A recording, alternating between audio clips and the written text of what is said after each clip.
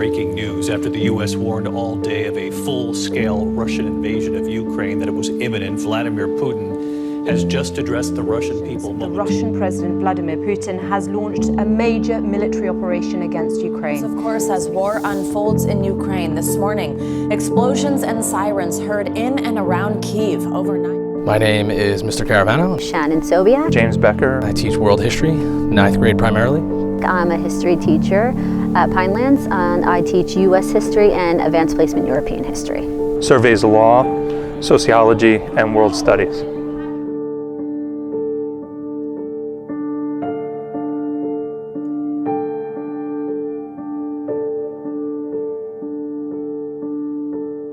I don't know. I don't think that they're not well-founded. I don't know that that's going to happen, but I can understand why there's a fear of that.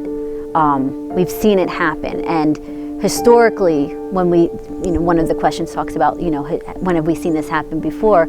Again, we go back to World War II, where this was the very idea that we were fighting against when we were fighting Germany and Japan and those nations that were trying to be military expansionist nations. But I don't know that I feel with an organization like the United Nations now, that we do have safeguards in place to prevent world wars from happening.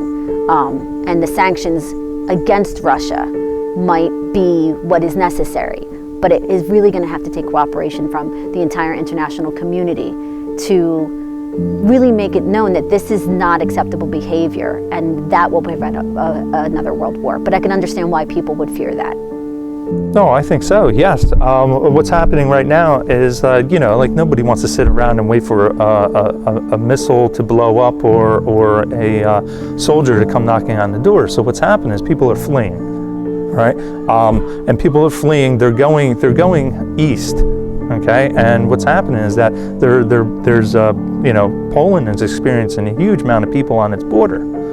Now, and it already has happened where Russian missiles have already landed in Poland.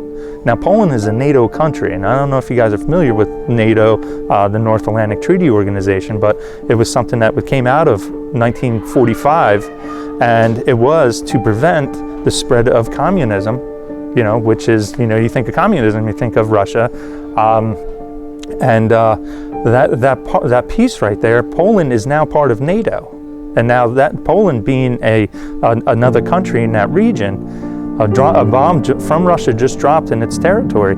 It's gonna heighten everybody's security, and it's not going to be good if Poland decides to say enough's enough. Even in Ukraine.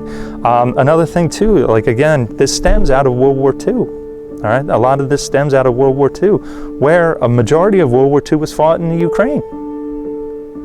And now Russia no longer has its buffer. All right, it's Ukraine, and that's another thing that Russia is worried about: Ukraine joining NATO. All right, that's another piece to this that they're worried about, because now Russia doesn't have its buffer.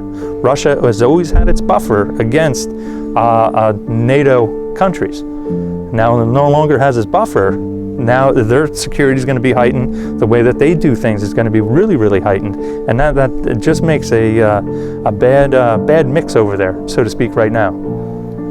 So, because this definitely can turn into World War III, like anytime. So I think they're definitely valid. All right, history has shown us that rarely have wars that begin in Europe, rarely do they stay in Europe. I hope this one does, because World War III is obviously a possibility. The reason that I don't think it will as of right now is because, as I stated earlier, if it becomes a World War III scenario, that means that Russia or somebody has engaged NATO troops. And now you're going to bring in a large number of nations, huge numbers of troops, and Putin has already threatened the use of nuclear weapons. So I don't think a war that starts in Ukraine or spreads to the rest of Europe, I don't think it could end without the use of nuclear weapons, unfortunately. And the fact that he's already threatening the use of those is scary. Hopefully he learns from history and realizes that the use of those weapons it's not going to be good for Russia.